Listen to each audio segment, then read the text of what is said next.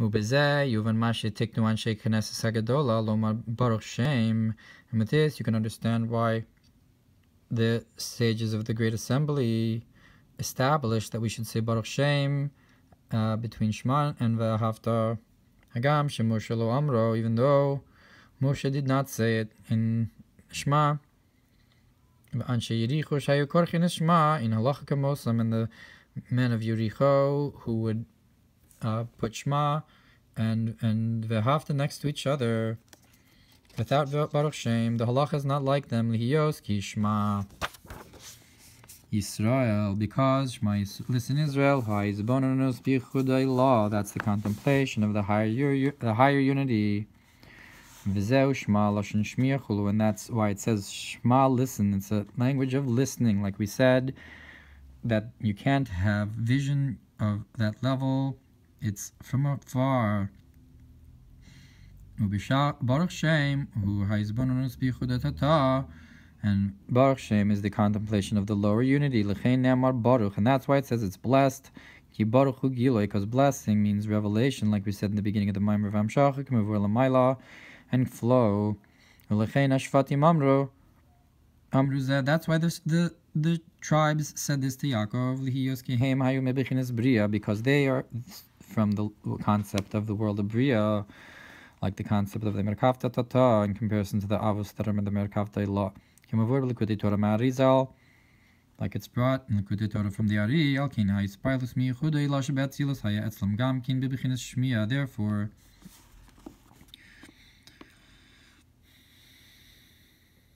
so they said Shema Yisrael, and Yaakov said Baruch Shem. So there.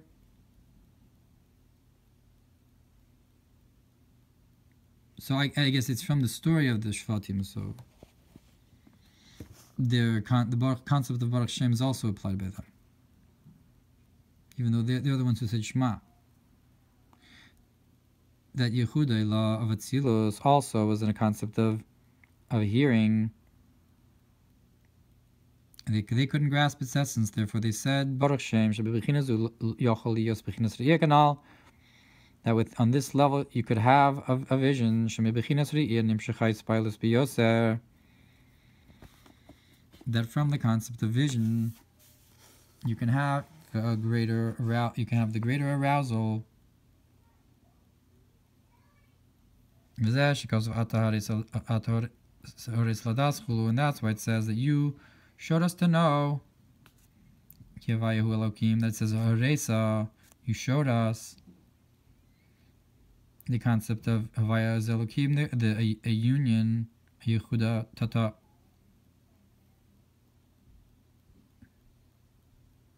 That's something you could see because it's a lower unity. So Shema Yisrael is only a hearing, but Baruch Shem can be a vision as well. It's something you could see because it's Yehuda Tata. Moshe Rabbeinu Olav Hashem lo hutzach lomar Baruch Shem, and Moshe Rabbeinu didn't need to say Baruch Shem, mishum dichsiv be'vayar reishis lo, that it says by him that he saw the beginning to him, that he was able to have a re'iyah on the higher level. Shebechinas reishis hu chachmei la miskal be'atzilus hayetzlo bebechinas re'iyah, that the concept of the beginning, which is the supernal wisdom, a chachma that's revealed in Atzilus, was by him in a state of vision. He was able to see it. So since the higher level of unity was something he could see, he did not need it all. The contemplation of the lower unity. So when he said Shema Yisrael, he was referring to Israel that Israel needs to hear it, even though he could see it, so to speak. And the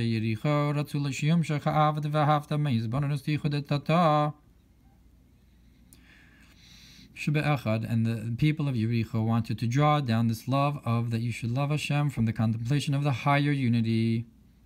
That's and when we say Hashem is one, therefore they did not want to stop in between one and Hashem is one and you should love. They wanted it to be directly from Yichudei law. But the halacha is not like them. And even though that it's true and establish this thing, law, in the contemplation of the higher unity. That's in the first verse of Shema.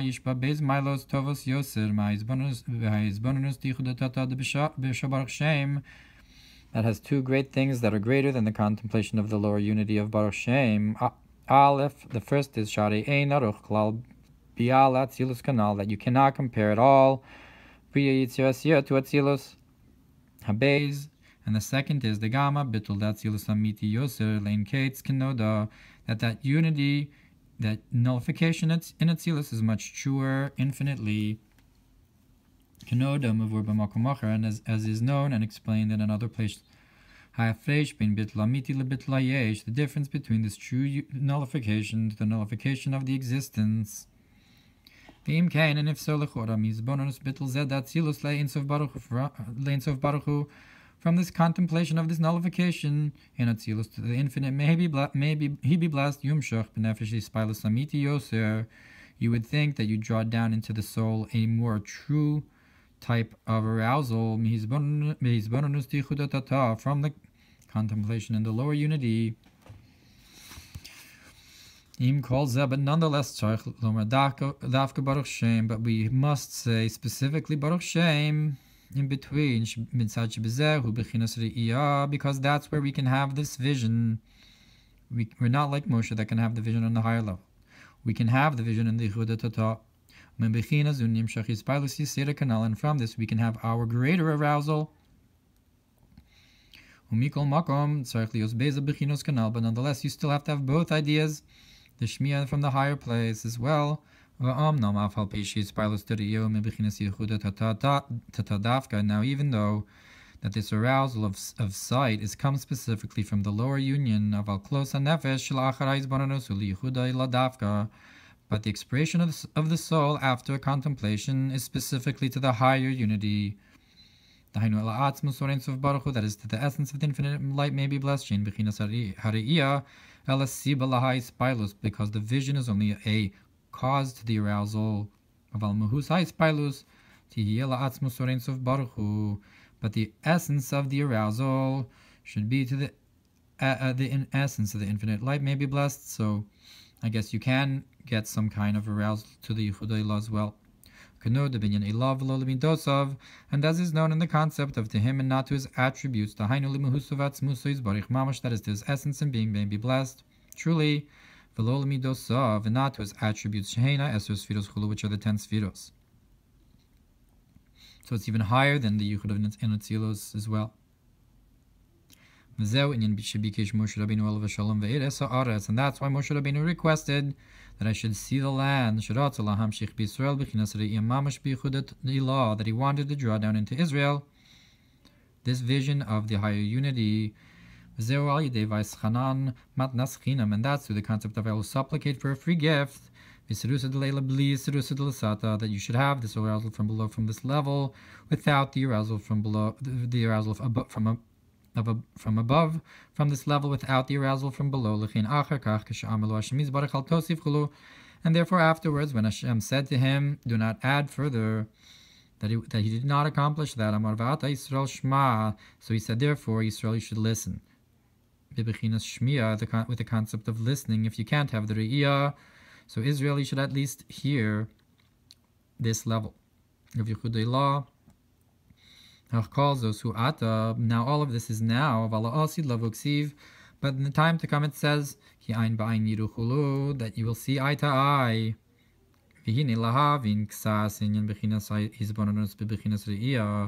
Now to understand a little bit this contemplation and the concept of sight. The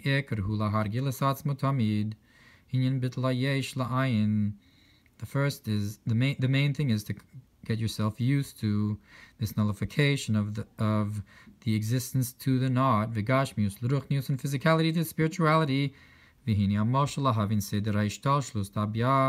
the allegory to understand this gradative process of the worlds of Atzilus B'ri Yitzira Asiya, that from my flesh I see, that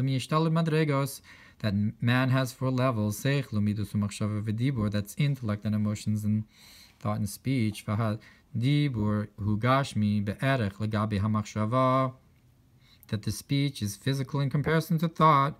Shahari im yedabra adam dvarim bilti hislabshus osios hamachshava, that if a person speaks things without the enclothement of letters of thought, there would be no life force in these words of speech at all. You have to think and understand what you're speaking. And that's because speech on its own is physical in comparison. When it comes out of the breath of the mouth. But when the thoughts enclosed in speech, then it has a spiritual life in it. Shislabish is a haskala that's enclosed in it some idea. Because of the idea that's enclosed in this speech, that has a life to it. Because wisdom enlivens, which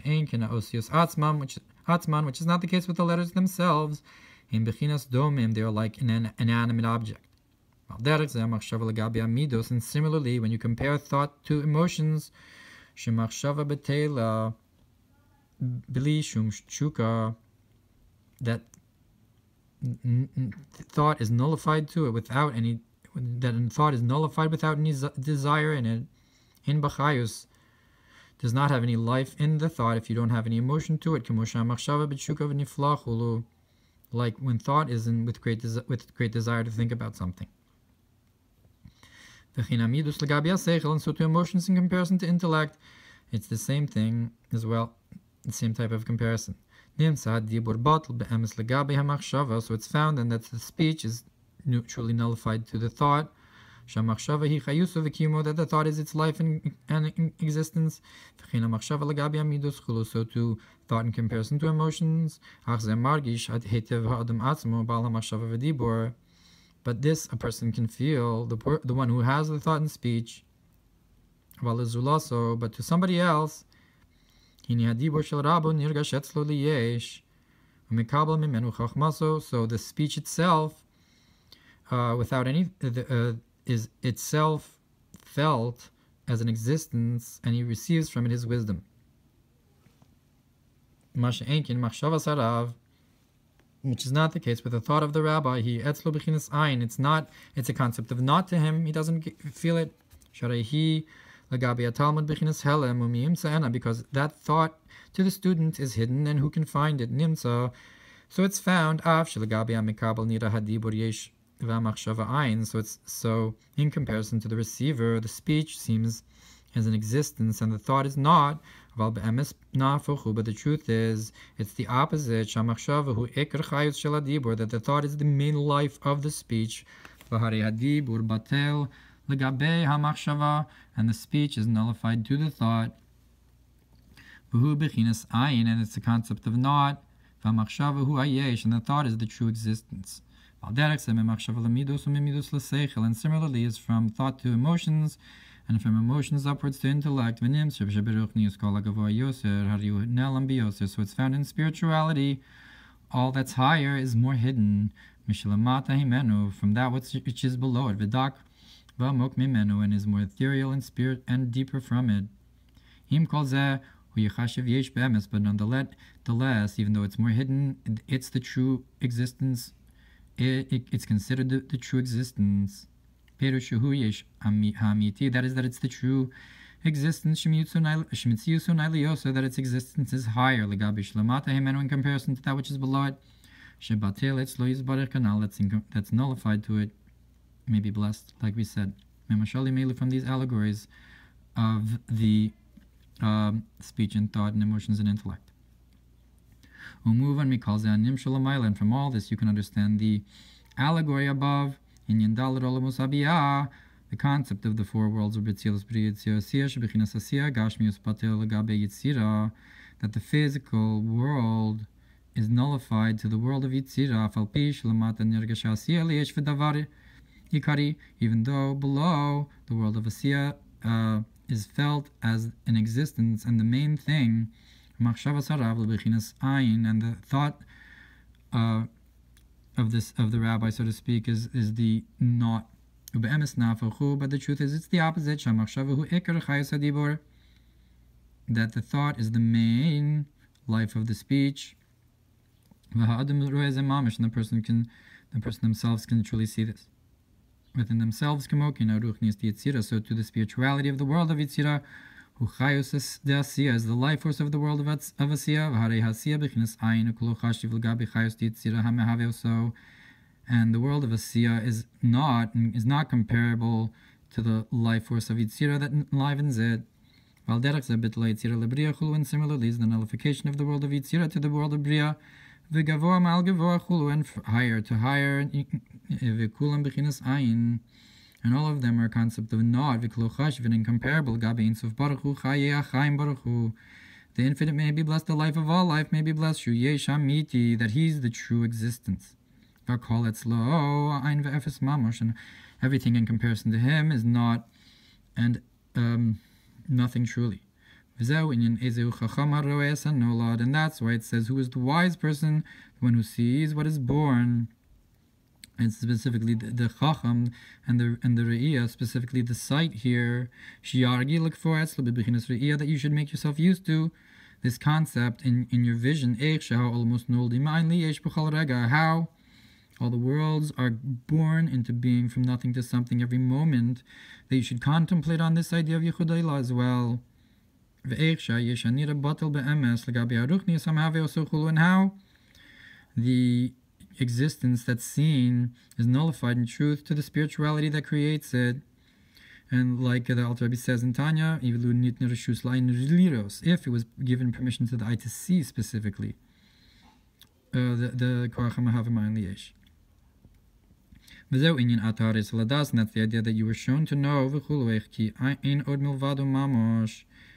that there's truly nothing other than Hashem.